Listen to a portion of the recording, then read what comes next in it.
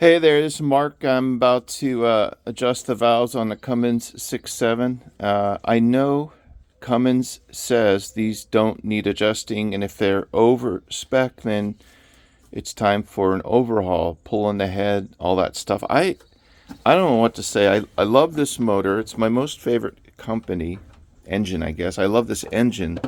It's my most favorite engine company. They got everybody through the EGR garbage. EGR burning this thing here much better than all the other engine manufacturers, but this truck's going down the highway. It's a bucket truck and it makes all sorts of exhaust noise clacking away, and I've only found one exhaust valve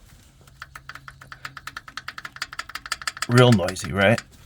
But I'm not about to pull the head, so I'm not sure what to say. I have one of the guys that watches this channel's name is Todd. He's an amazing Cummins guy.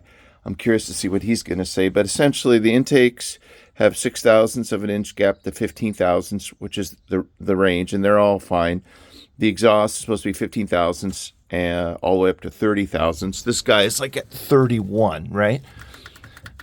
And I could hear all the other valves clacking away. They're all around 25 to 30, and I'm like, I'm not going to leave them, and I'm not going to overhaul the head. I'm just going to freaking adjust the valves like I've been doing for the last 30 years and quiet the motor down.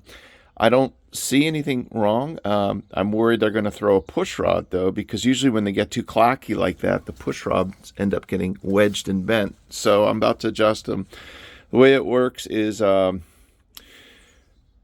put the gear in the... the gear is supposed to put the TDC mark at 12 o'clock, but I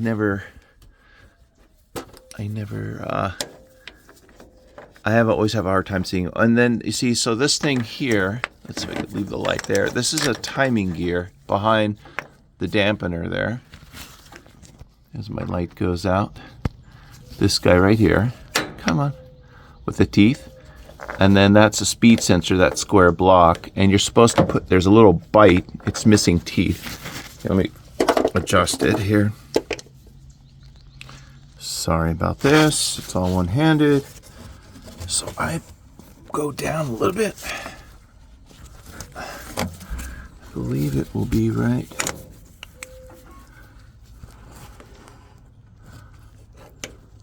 Oh, it's so hard to see on the phone. My apologies. If you could see it right there. Come on. Right below the sensor. You see how the teeth are missing right there on that gear?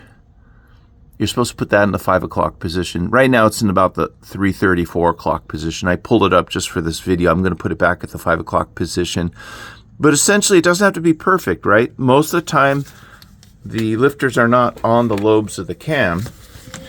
And it just has to be in the ballpark.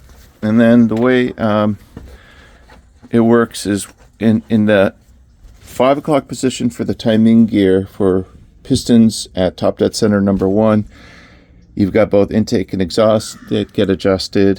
Piston number 2, it's intake. Piston number 3, it's exhaust. Piston number 4, it's intake, smaller gap.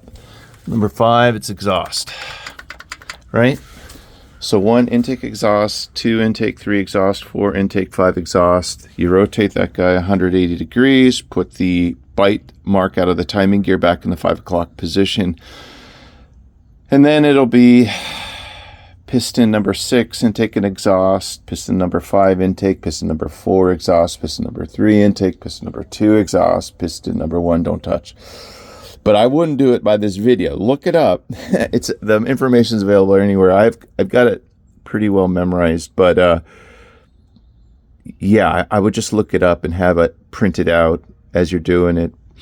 But yeah, I'm not sure, Mr. Todd, I'm sure he's going to comment here what to say about it, but when you're hearing all that valve noise, it's probably time to tighten up the gap. It'll be interesting to see what the Cummins guy says, though. All right, thanks, bye.